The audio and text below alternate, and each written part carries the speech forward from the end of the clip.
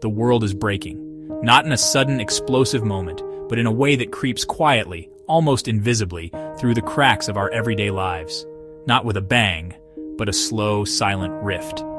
The fracture is subtle at first, a hairline split that widens with every passing day, every argument, every unspoken word. A chasm is opening, splitting Gen Z, the future itself, right down the middle. It's a divide that runs deeper than geography or politics. It's a split in identity, in values, in the very way young people see themselves and each other. This isn't just politics. It's deeper, darker. It's about belonging, about trust, about the stories we tell ourselves about who we are and who we want to become. It's a fundamental divide between young men and women, and it's happening everywhere.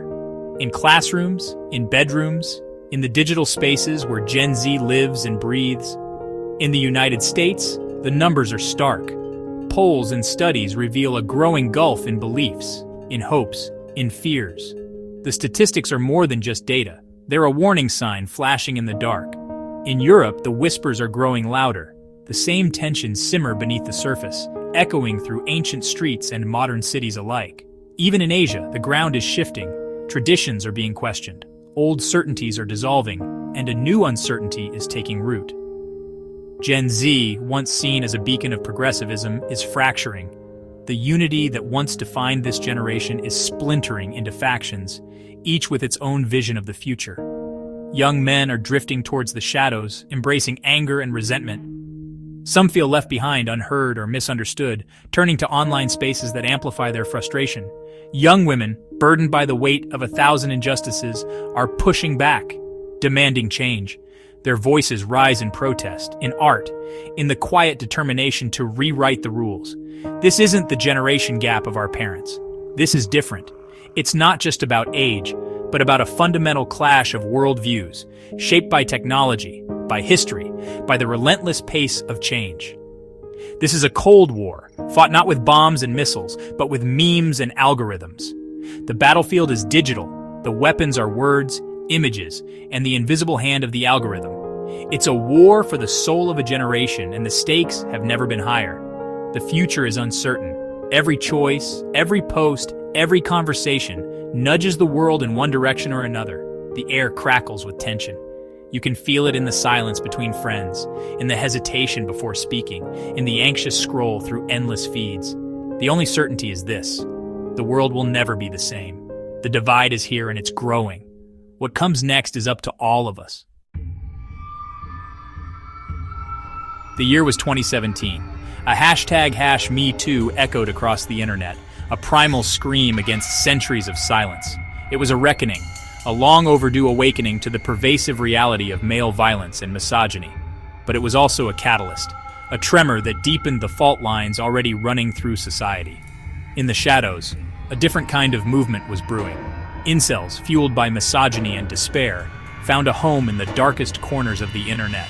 Social media algorithms, hungry for engagement, amplified the extremes, pushing young men and women further down their respective rabbit holes. The world became a cacophony of outrage and despair. Nuance vanished. Empathy withered. Dialogue became impossible. The chasm widened, and Gen Z marched towards two separate, irreconcilable realities. The numbers paint a bleak picture. They don't just hint at division. They measure it, charting the distance between two worlds that seem to be drifting further apart with every passing year. In 2023, Pew Research Center revealed a 35-point gap in political leanings between Gen Z men and women. This wasn't just a statistical anomaly. It was a warning sign, a signal flare in the night. By 2025, that gap has only widened.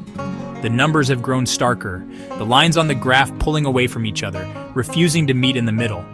On issues like feminism, the economy, climate change, and social values, the chasm is undeniable. It's not just about disagreement. It's about fundamentally different realities, shaped by experience, identity, and the stories we tell ourselves. 52% of Gen Z women believe feminism hasn't gone far enough. For them, the fight for equality is ongoing, unfinished, and deeply personal.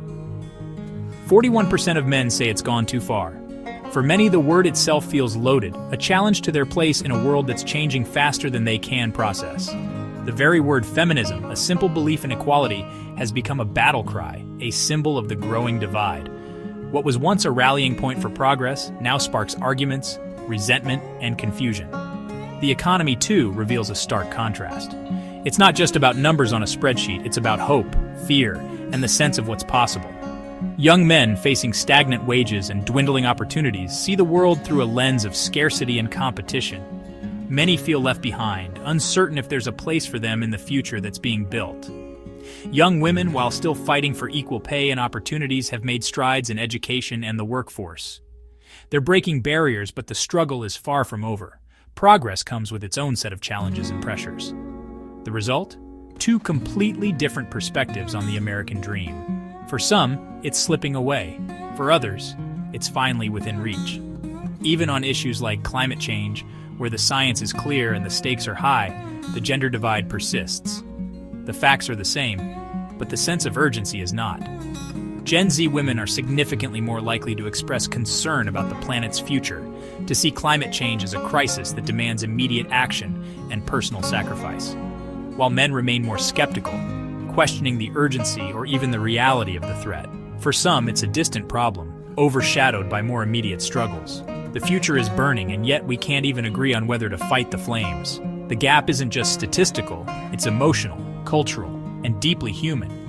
And as the numbers grow, so does the sense that we're not just divided, but living in parallel worlds, each with its own truths, fears, and hopes. The reasons for this unprecedented divide are complex, a tangled web of social, economic, and even biological factors. This isn't just a story about one generation's struggle. It's a reflection of the world we've built and the pressures we've allowed to grow unchecked. The forces shaping today's young people are more intense, more interconnected, and more relentless than ever before. Some point to the different rates of brain development in boys and girls, arguing that young men are more susceptible to risk-taking and impulsive behavior. These differences, rooted in biology, can shape how young people respond to stress, peer pressure, and the challenges of growing up in a rapidly changing world. For many boys, the struggle to find their place is compounded by expectations to be tough, unemotional, and independent, even when they feel lost or overwhelmed. Others highlight the disparities in education, where boys are falling behind in literacy and attention, while girls are excelling in higher education. The classroom, once a place of equal opportunity, now often feels like a battleground where some are left behind. The pressure to succeed academically weighs heavily, and the gap between boys and girls continues to widen, fueling frustration and resentment on both sides. But perhaps the most significant factor is the one we can no longer ignore: the insidious influence of social media. In the palm of their hands, young people hold a portal to a world that never sleeps, a world that constantly demands their attention and shapes their beliefs.